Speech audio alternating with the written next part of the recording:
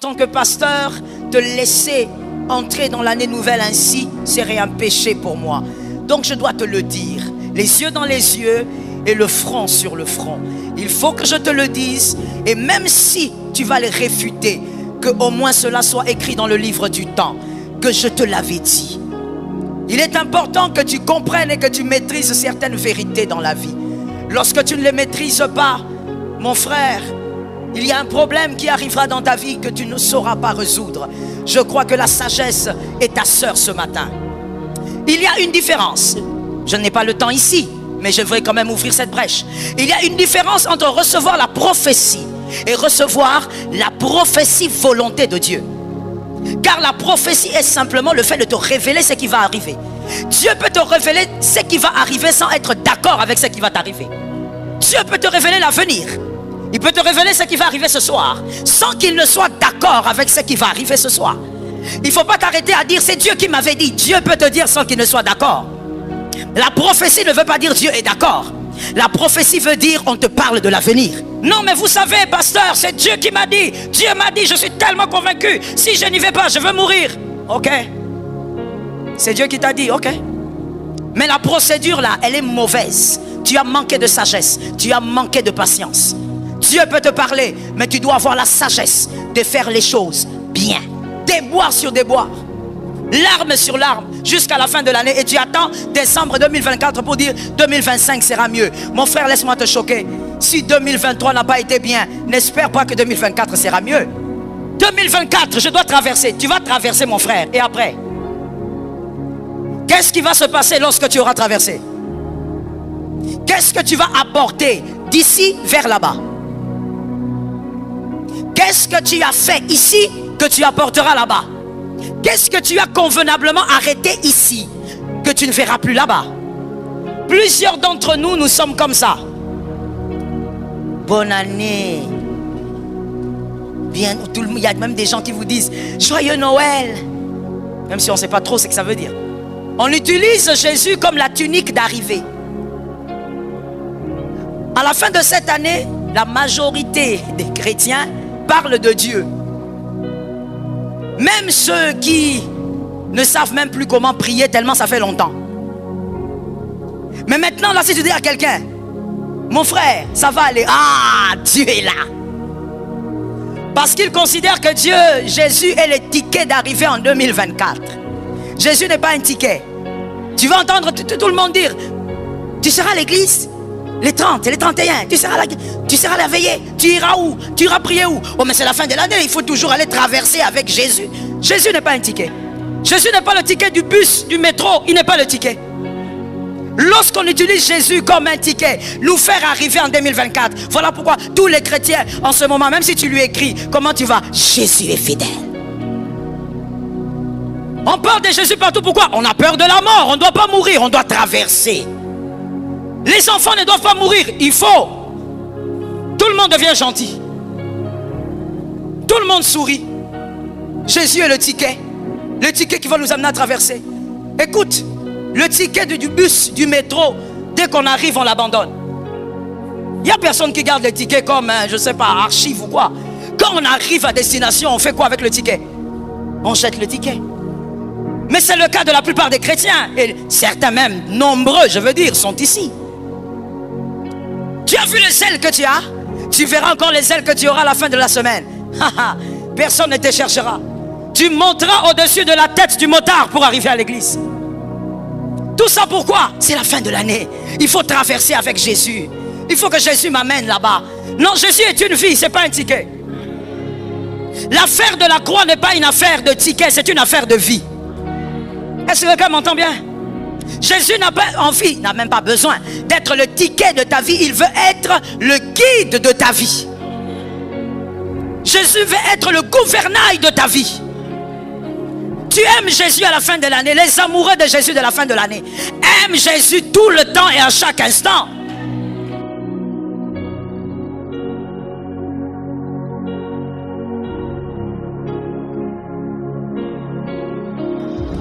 Je dis ici, c'est l'avant-dernier dimanche de l'an.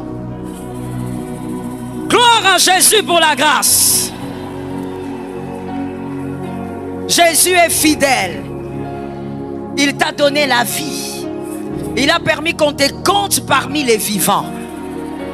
Oh, nous pouvons dire ici, il n'y a que lui qui a fait ça. Ah, j'ai entendu 2 personnes là-bas. Nous répétons, il n'y a que lui qui a fait ça. Je suis d'accord. Ce matin donc, comme c'est l'avant-dernier dimanche de l'an, j'ai des choses importantes, essentielles à te dire. En tant que pasteur, te laisser entrer dans l'année nouvelle ainsi serait un péché pour moi. Donc je dois te le dire, les yeux dans les yeux et le front sur le front. Il faut que je te le dise, et même si tu vas les réfuter, que au moins cela soit écrit dans le livre du temps, que je te l'avais dit. Il est important que tu comprennes et que tu maîtrises certaines vérités dans la vie. Lorsque tu ne les maîtrises pas, mon frère, il y a un problème qui arrivera dans ta vie que tu ne sauras pas résoudre. Je crois que la sagesse est ta sœur ce matin. Que la sagesse soit ta sœur pendant que tu entends la parole. Je dis ceci, si tu veux mettre un titre à ce que je veux dire, tu pourrais écrire « Christ ne le mérite pas ». Christ ne le mérite pas.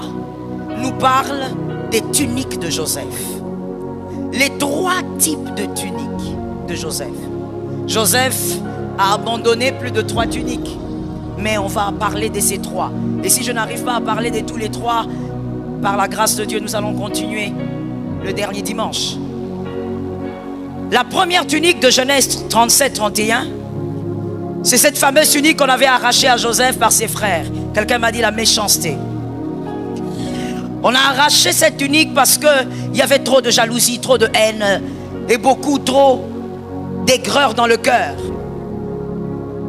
Ils ont vendu leur petit frère. La méchanceté. Genèse 39-13, c'est la tunique que je vais appeler ici la tunique de paix. Joseph abandonne sa tunique parce qu'il ne voulait pas coucher avec la femme de Potiphar. Il ne voulait ni trahir son Dieu, il voulait aussi ne pas trahir Potiphar. Joseph est un homme tellement loyal qu'il accepte d'aller en prison pour quelque chose qu'il ne connaît pas. Parce qu'il veut rester loyal à un homme qui lui a fait du bien. Et cet homme, c'était Potiphar. Genèse 41-14, c'est la tunique de positionnement. On sort le monsieur de la prison, on lui enlève la tunique de prisonnier. Pourquoi? Parce que ce jour-là, tout allait changer. Quelqu'un me dit, tout allait changer. Merci de me le dire. Tout allait changer. Il allait devenir le premier ministre de l'Égypte. Et donc, la tunique de la prison était restée. Les 3 tuniques. Je voudrais vous ramener vers quelque chose. C'est grâce à l'abandon de ces 3 tuniques, que je vais appeler les tuniques majeures, de ces 3 tuniques, que le peuple d'Israël un jour est entré en Égypte et a mangé les concombres dans la paix. C'est parce qu'il y a quelqu'un qui avait payé le prix. C'est parce qu'il y a quelqu'un qui avait accepté la méchanceté de ses frères sans devenir un monstre. Je voudrais ouvrir une parenthèse pour dire à quelqu'un ce matin: ne deviens pas un monstre parce que tu as épousé un monstre. Ne deviens pas un monstre parce que tu as rencontré des monstres. Ne deviens pas méchant parce que tu as rencontré des méchants. Joseph a permis à tout un peuple d'être dans la paix parce qu'il avait laissé les 3 tuniques. La Bible révèle clairement qu'une génération, quelqu'un me dise une génération, une seule, oui, pas 4, pas 5, une seule génération était en paix, avait profité de la gloire de Joseph. Genèse 15-13. Genèse 15-13. Ça c'est une prophétie, alors une prophétie accomplie, mais nous allons lire parce que c'était une prophétie quand elle avait été dite. L'Éternel dit à Abraham: sache que tes descendants seront étrangers dans un pays qui ne sera pas à eux. On le réduira en esclavage et on les opprimera pendant 400 ans. Amen. La prophétie disait: le peuple irait, le peuple s'installerait, mais ce même peuple serait esclave. Je voudrais te ramener à une chose. La prophétie est sorti en Genèse 15-13 et donné à Abraham. Pendant que la prophétie est donnée, Abraham n'a pas Isaac. Alright? Abraham n'a pas Isaac, c'est-à-dire qu'on lui parle des choses vraiment très lointaines. La prophétie est donnée sur sa descendance alors que lui n'a pas encore un seul enfant. Lorsque la prophétie est donnée parce que quelque chose allait entrer en jeu. Qu'est-ce qui allait entrer en jeu? Le comportement de fils de Jacob. La prophétie de Genèse 15-13 est attachée à un comportement. Et ce comportement, c'est la méchanceté des frères de Jacob.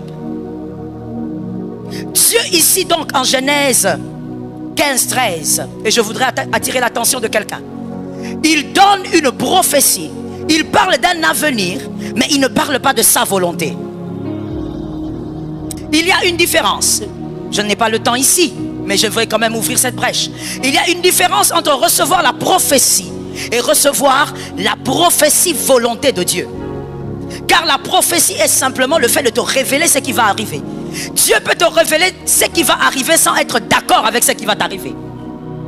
C'est là où plusieurs branchent. Dieu peut te révéler l'avenir. Il peut te révéler ce qui va arriver ce soir sans qu'il ne soit d'accord avec ce qui va arriver ce soir. Il ne faut pas t'arrêter à dire c'est Dieu qui m'avait dit. Dieu peut te dire sans qu'il ne soit d'accord. La prophétie ne veut pas dire Dieu est d'accord. La prophétie veut dire on te parle de l'avenir. Qui a noté ça très bien? La prophétie veut dire parler de l'avenir. Mais Dieu peut parler sans être d'accord. Dieu a parlé à Abraham. Il lui a dit ta descendance sera captive. Mais la descendance a été captive parce que Joseph avait été vendu avec beaucoup de méchanceté.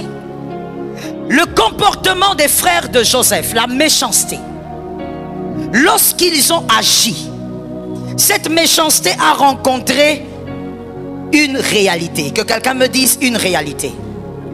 Cette méchanceté est entrée en collision avec une réalité. La méchanceté des frères de Joseph est entrée en collision avec Romains 8, 28. Romains 8, 28. Lorsque quelque chose se fait dans la vie d'un enfant de Dieu, Romains 8, 28 intervient. Même ce qui se fera ce soir dans ta vie, je prie que Romains 8, 28 intervienne. Lorsque Dieu est avec toi, tous tes adversaires travaillent ensemble pour toi. Lorsque Dieu est avec toi, tous les événements qu'on grille pour te faire chuter travaillent ensemble pour toi. Lorsque Dieu est avec toi, tout ce qu'on creuse comme trou commence à travailler ensemble pour se transformer en tremplin de ta victoire. Tout travaille ensemble. Ils ont vendu leurs frères. Romains 8, 28 est intervenu. Il est intervenu pour que la prophétie s'accomplisse. Genèse 45, 8. Genèse 45, 8. Monsieur Joseph comprend cette vérité. Monsieur Joseph dit: vous avez voulu me faire du mal, mais Dieu m'a fait du bien. Dieu a utilisé tout ça pour que vous ne puissiez pas souffrir. Cet homme était aussi un grand prophète. Il avait compris déjà à son époque qu'aucun homme ne peut arrêter les desseins de Dieu.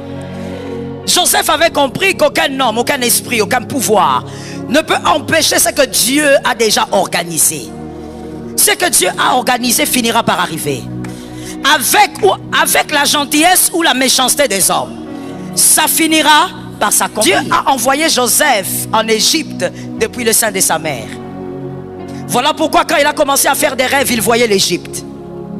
Il n'était pas là-bas. Il n'était pas avec Jacob. Lui était en Égypte. Aller en Égypte est le plan de Dieu. Quelqu'un m'a dit le plan de Dieu. Mais la procédure, ça ne dépend pas de Dieu, c'est l'homme maintenant. Dieu choisit Jacob. Mais la procédure pour récupérer l'alliance, ça ne dépend pas de Dieu. Maintenant, tu as compris le premier? Voilà. Non, c'est Dieu qui m'a dit. Oui, c'est Dieu qui t'a dit. Mais la procédure, ça c'est pas Dieu. Ça c'est toi. C'est toi qui viens de faire des conneries. C'est pas Dieu. Non, mais c'est Dieu qui m'a envoyé. Oui, on est d'accord. Mais la procédure n'est pas correcte. J'ai seulement envie de dire à quelqu'un: Dieu peut t'envoyer, Dieu peut te donner un message, Dieu peut décider, mais la procédure, tu peux commettre des erreurs dans... Aide-moi à dire ça à 3 personnes. C'est pour t'aider à ne pas avoir des ennemis, hein. Allez surtout pas à l'église, ok? Quand il faut dire à 3 personnes, il faut dire. Non, mais vous savez, pasteur, c'est Dieu qui m'a dit. Dieu m'a dit, je suis tellement convaincu. Si je n'y vais pas, je veux mourir. Ok. C'est Dieu qui t'a dit, ok. Mais la procédure là, elle est mauvaise. Tu as manqué de sagesse. Tu as manqué de patience. Dieu peut te parler, mais tu dois avoir la sagesse de faire les choses bien. Je dis à quelqu'un cette année, même face à 1000 raisons, respecte la procédure. Fais les choses avec sagesse. Ce n'est pas au nom de Dieu que tu dois tout abîmer. Tu dois tout casser. Moi, personne ne me comprend. Moi, je suis un élu. Dieu m'a déjà parlé. Si tout le monde est contre moi, je suis avec Jésus. Tu as menti. Je répète encore, tu as menti. Dieu est un Dieu d'intelligence et de sagesse. Donne-moi 3 amens. Dieu est un Dieu d'intelligence et de sagesse. Ne tue pas tout le monde parce que Dieu t'a parlé. Tu auras besoin des hommes. Dieu avait parlé, mais la procédure était tellement mauvaise que voici ce que ça a créé. Les 3 tuniques là.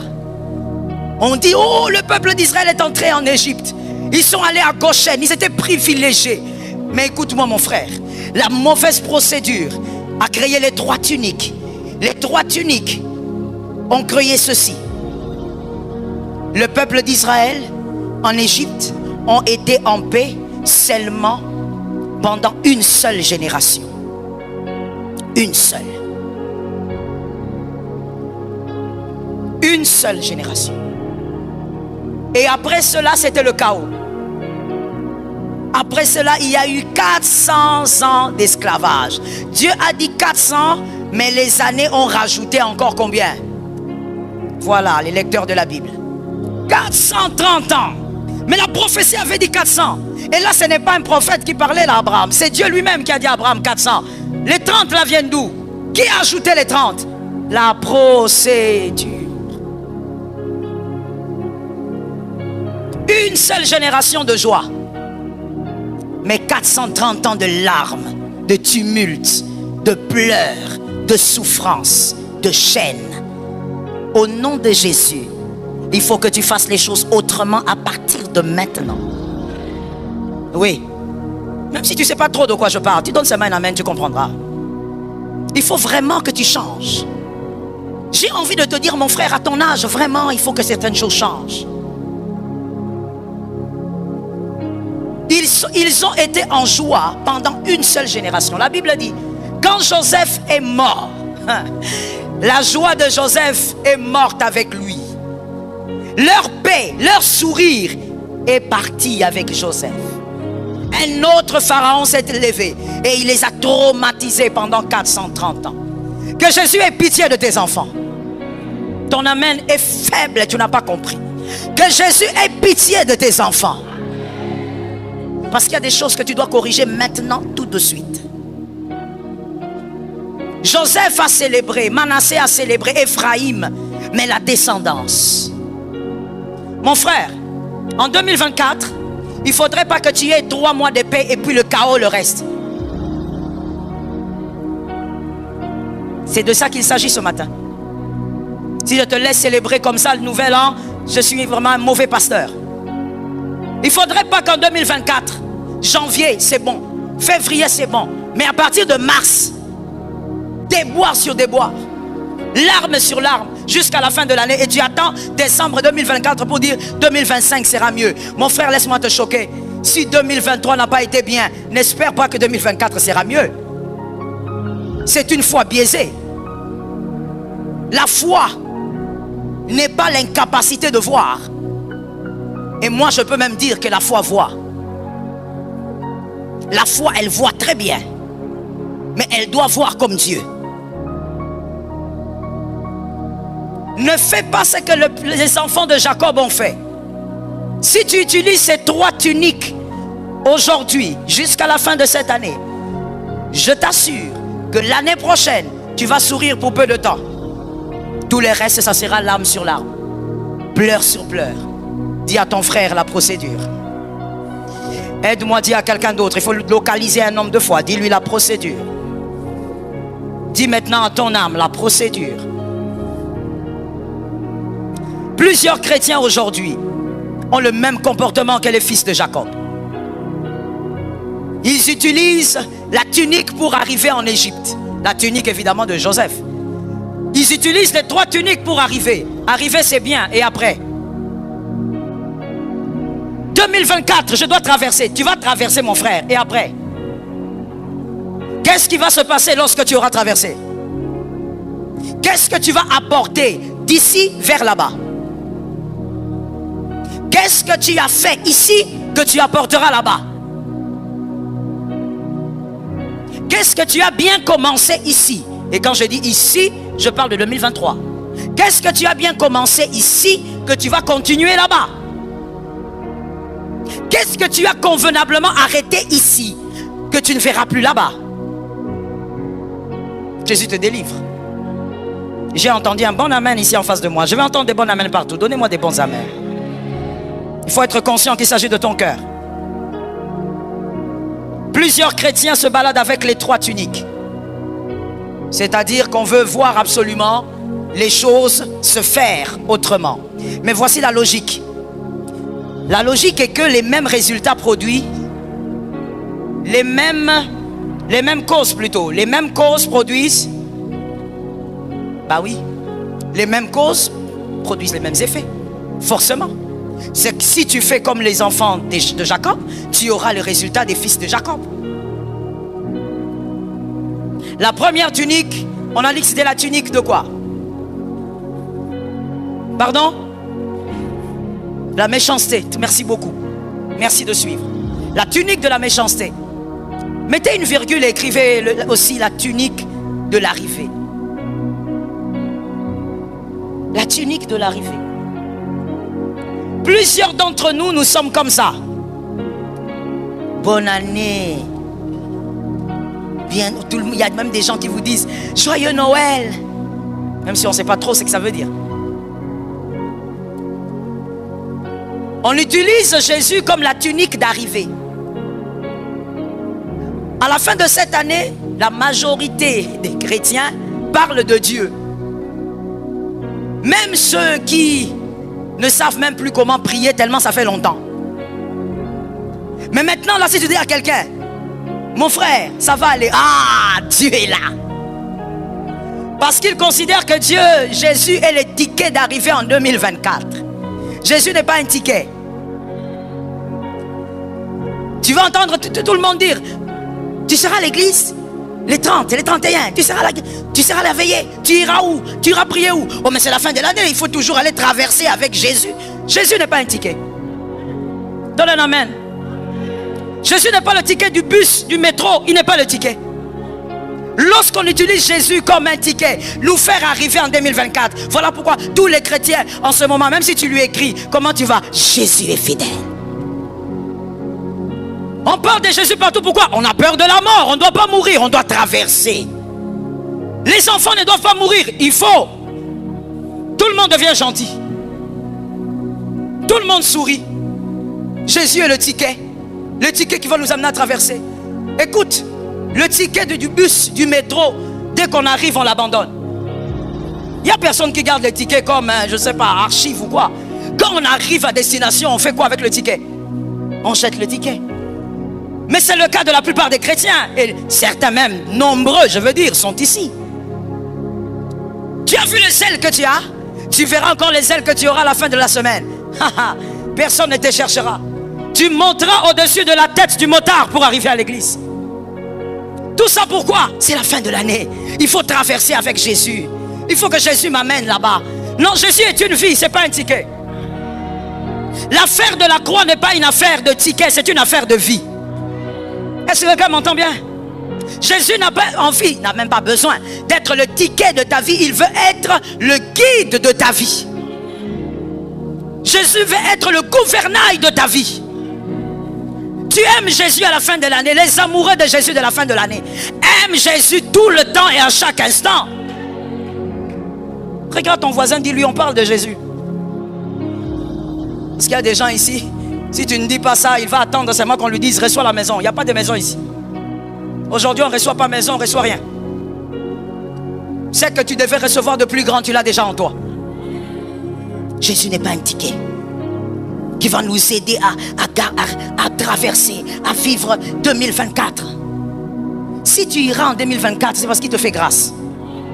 Ce n'est pas parce que tu pries, tu jeûnes, il te fait grâce. Que la main de Dieu tombe sur ta maison. Que la main de Dieu t'aide à comprendre les choses que l'Éternel veut que tu comprennes. Jésus n'est pas un ticket. Ils ont mal manipulé le sang. Qui? Les frères de Joseph. Ils ont pris le sang, ils ont mis sur la première tunique et ils l'ont présenté à leur père. Voici, Joseph est mort. Écoute-moi, mon frère. La mauvaise manipulation du sang crée des problèmes. Le sang répond au sang. L'affaire de la croix est une affaire de sang. Si c'est une affaire de sang, c'est que c'est une affaire d'âme. Jésus est mort pour t'avoir toute sa vie. Il est mort pour que tu sois sa vie et qu'il soit ta vie. Jésus est mort pour que ça soit un mariage. Un mariage, oh praise the Lord, un mariage qui ne subira pas de divorce. C'est pourquoi Jésus est mort. Jésus n'est pas mort pour te servir de ticket de bonne année. Je me rappelle une fois, j'étais tellement le sang est puissant et des fois je me pose la question si la plupart des chrétiens comprennent l'importance et l'impact du sang. J'étais en train de prier pour un couple fiancé, ou presque fiancé, ils n'étaient pas encore fiancés. Ils avaient des projets. Pendant que je priais, à un moment donné, j'entends le Seigneur me dire arrête. J'ai dit ok, j'arrête. J'ai dit amen. Ils ont dit amen. Et j'entendais maintenant que le Seigneur me donne la suite parce qu'il m'a dit arrête. Et pendant ce temps, je disais au monsieur, bon, parlez-moi un peu de ce qui se passe dans votre vie. Pendant qu'il parlait, moi, ma tête était en train d'écouter le Seigneur. J'entendais rien de tout ce qu'il me disait. Il a parlé, il a parlé. Et pendant qu'il parlait, je vois maintenant. Je vois deux petits enfants à gauche et à droite. À gauche de l'homme et à la droite de la femme. Je dis au Seigneur, oh Seigneur, gloire à ton nom. Ils auront 2 enfants. Le Seigneur me dit non. Ils n'auront pas 2 enfants. Ils ont tué 2 enfants. J'ai dit ok. Le monsieur a parlé. Le monsieur parle. Là, il me raconte comment ils font des projets, tout ça. Les fiancés sont vraiment des aventuriers. On ne se moque pas de Dieu. Je répète la phrase parce qu'il faut que quelqu'un dise amen. On ne se moque pas. Ce qu'un homme aura sémé, oh, tu le moissonneras, mon frère. Avant le ciel et l'enfer, tu vas moissonner. Quand il a fini de parler, je lui ai dit, monsieur, je vois 2 enfants. Mais ces 2 enfants ont le crâne fracassé. Je vois le sang.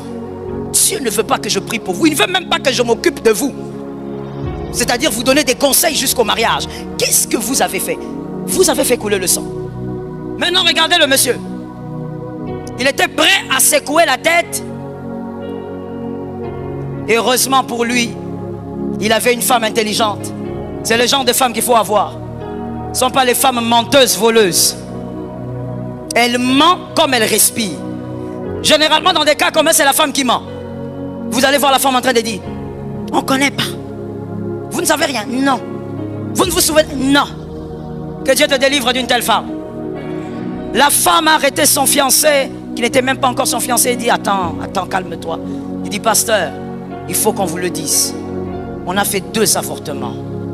Mais le 2e, le bébé avait déjà grandi. J'ai dit, voilà, les enfants là sont en train de vous suivre partout. Les enfants sont en train de réclamer vengeance. Dieu ne veut même pas qu'on prie pour vous.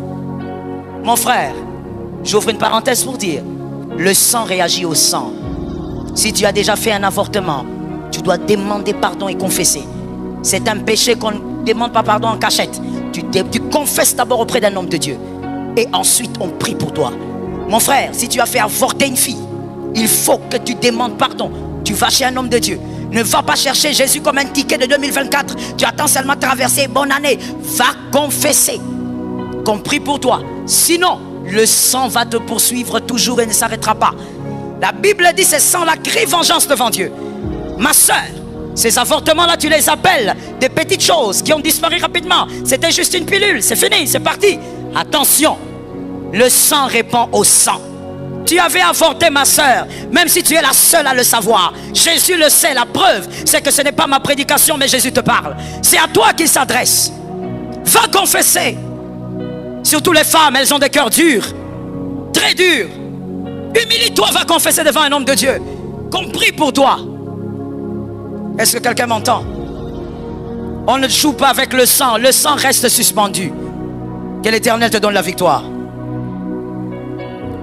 2 Timothée 3:2.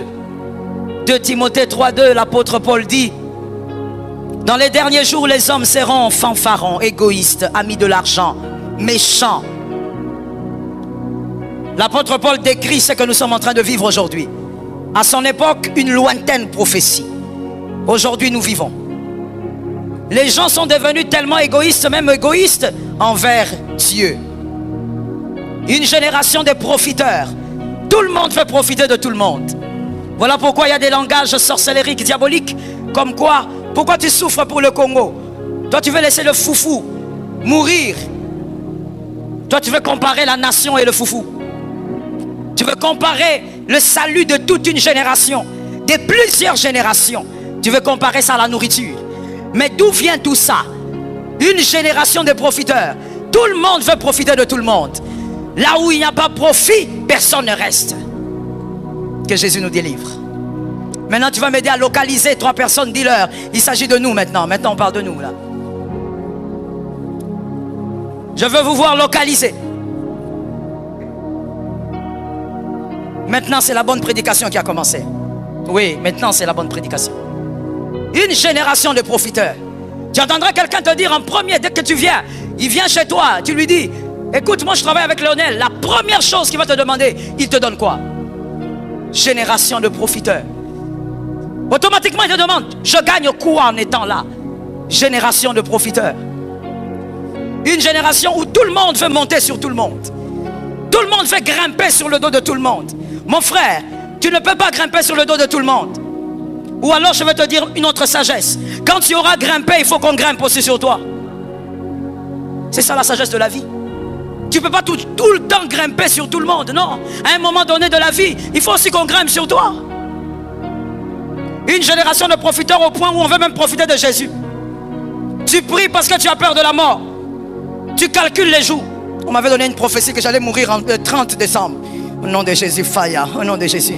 Jésus, je t'aime. Mon amour pour toi est infini et fort. Tout ce que tu dis, tu ne crois pas en ce que tu dis. Comme mon mari aime le dire, tu dis non, j'aime Jésus. Mais quand on te demande seulement les $100 qui est dans ta poche, tu commences à transpirer comme quelqu'un qui a attrapé une fièvre. Ou comme quelqu'un qui fait une hausse de tension. Toi, tu ne peux pas donner à Jésus les choses les plus faibles du monde. Mais tu dis, je t'aime plus que tout au monde. Tu as menti. Une génération de profiteurs où on ne peut pas rester avec quelqu'un par amour. L'amour est morte. Ou est mort, si vous voulez. L'amour est décédé, enterré. Tu vois une fille qui veut épouser un homme par profit. Il habite où? Quand on te dit seulement qu'il habite vers, donnez-moi un quartier. Non, non, donnez-moi un quartier. Ça, c'est pas un quartier. Donnez-moi un bon quartier. Voilà. Ça, c'est un bon quartier. Tu entends seulement, il habite à Kitokimosi. Ça, il faut que je prie. Il faut que j'entre en prière. Là, maintenant, tu es devenue femme de prière. N'est-ce pas, Laetitia? Maintenant, tu es devenue femme de prière.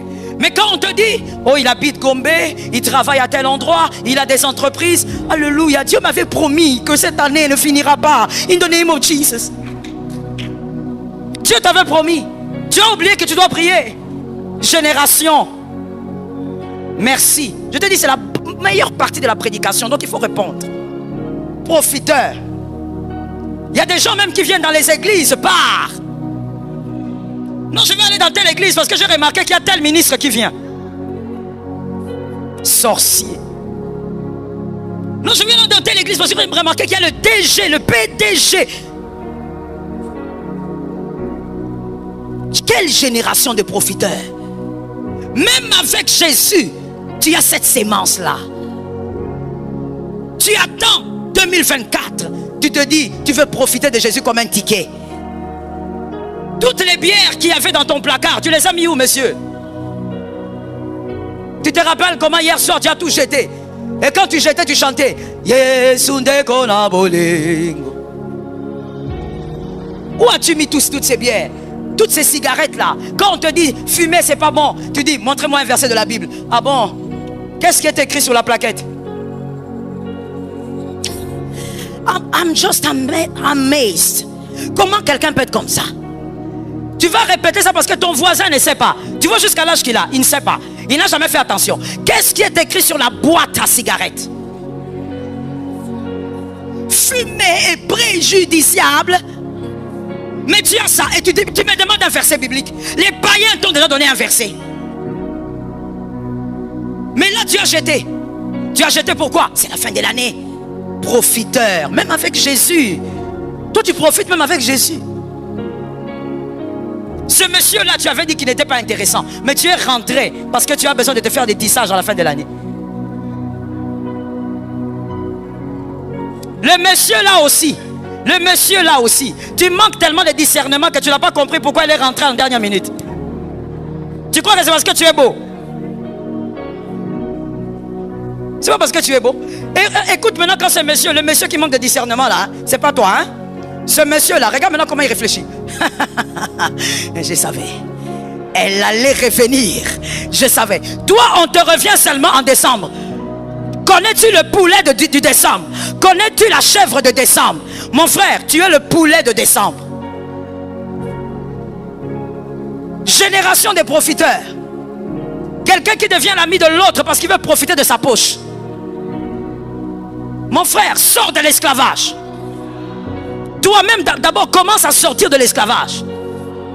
On ne doit pas être de cette génération de profiteurs jusqu'à profiter de Jésus. Sortons de ce couloir. Voilà pourquoi vous voyez que quand on dit ici Yamalaika Time, le temps de l'ange, où nous amenons des vivres pour les orphelins, vous voyez très peu de gens, je parle d'ici, je ne parle pas d'ailleurs, très peu de gens amener les choses pour les orphelins ici.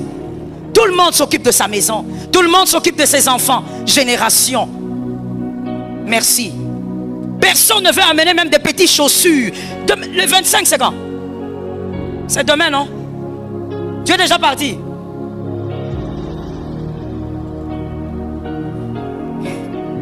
Je vais répéter la question, mon fils, il n'a pas compris. Je posais la question, madame. Tu es déjà parti? Déjà, hein? Déjà. Donc, comme tu es là, tu as plusieurs odeurs sur ton corps, car tu étais au grand marché. Tu t'es frotté aux humains. Tout ça pourquoi? La fête. Tes enfants ont de quoi manger demain. Est-ce que tu as pensé à l'orphelin du camp Tchatch? Nous, quand nous amenons les choses à l'orphelinat, nous allons au camp Tchatch, parce que c'est à côté. Et moi, j'aime beaucoup aider les orphelins militaires, les veuves militaires. Maintenant, dites-moi, toi, tes enfants ont des chaussures pour demain. L'orphelin, il a quoi? Tu as pensé à l'orphelin aussi? En sortant d'ici, quand je dirai Amen, recevez la bénédiction. Il y a même des gens qui seront déjà en train d'avoir un pas dehors, parce que tu veux partir, parce que tu veux vivre ta fête. Mais est-ce que tu as pensé à la veuve? Ta maman a un pagne, mais il y a cette veuve militaire qui n'a rien. Mais nous sommes tellement dans une génération de profiteurs que tout ce qui t'importe, c'est ta maison. Tu regardes ta maison, tu dis, j'ai la provision, donc ça suffit. Tu regardes ta garde-robe, non, mes enfants, ça suffit. Non, mon frère, ça ne suffit pas. J'ai entendu 2 amens. Donne-moi 3 amens que le ciel s'ouvre. Génération de profiteurs. Est-ce que quelqu'un m'entend bien? J'ai appris quelque chose, une histoire étrange. Un homme de Dieu avait, je ne sais pas comment l'appeler, secrétaire ou peu importe, vous avez compris ce que je veux dire. Donc il y avait cette personne qui était à côté de cet homme de Dieu, qui était partout avec cet homme de Dieu. C'était un peu comme son ombre. Quand on le voit, on sait que l'homme de Dieu est dans les parages. Et donc c'est lui aussi qui avait sa confiance. Et il donnait à cet homme toutes ses cartes bancaires et tout ce qui va avec. Il avait l'habitude d'aller sortir de l'argent pour la famille et même pour l'église. Un beau jour, l'homme de Dieu se lève. Il prend le téléphone, il appelle. Le garçon n'est plus là. Il insiste, soit éteint. Il insiste, rien ne passe. Il appelle ses frères, sa famille. On dit, mais non, il était avec vous, nous on ne sait pas, il n'est pas ici, il n'est pas chez nous, on ne l'a pas vu il y a 2 jours. Le monsieur commence à comprendre que c'est sérieux. Il commence à chercher partout. Même nous autres, les innocents, on était aussi appelés, traumatisés, dès le matin. Frère, qu'est-ce qu'il y a? Est-ce que vous avez vu tel? Non, on ne l'a pas vu. On a compris seulement que quelque chose de grave venait d'arriver. Et après quelques heures, on a compris que le gars était parti avec toutes les cartes bancaires. Il avait vidé les comptes avec une rapidité de l'éclair. Mon frère, en ce moment-là, on ne console pas quelqu'un, ça ira, ça ira. L'argent est parti. Là, la consolation, c'est seulement la contemplation. Vous le regardez seulement, il vous regarde. Yes, that's it. Vous manquez quoi dire? Parce que, frère, perdre l'argent, perdre $50, perdre 100 000, 300 000. Mon frère, toi comme je te connais, tu veux me casser tout ce qu'il y a ici. Le gars, il était down. Et quand on a réfléchi, on a prié avec lui après, on a dit, ah l'homme, le cœur de l'homme. Mais ce garçon est resté là pendant plus de 15 ans. Le cœur de l'homme. Mon frère, une génération où on ne te fait pas du bien en oubliant. On te fait le bien pour te le rappeler. Je t'avais fait le bien l'année passée. Comment toi aujourd'hui tu ne peux pas? Que Dieu te délivre. Et que jamais, ou plutôt je veux dire, sois délivré, n'utilise pas le Christ au nom de Jésus. Ne profite pas de Jésus. Jésus t'a tout donné.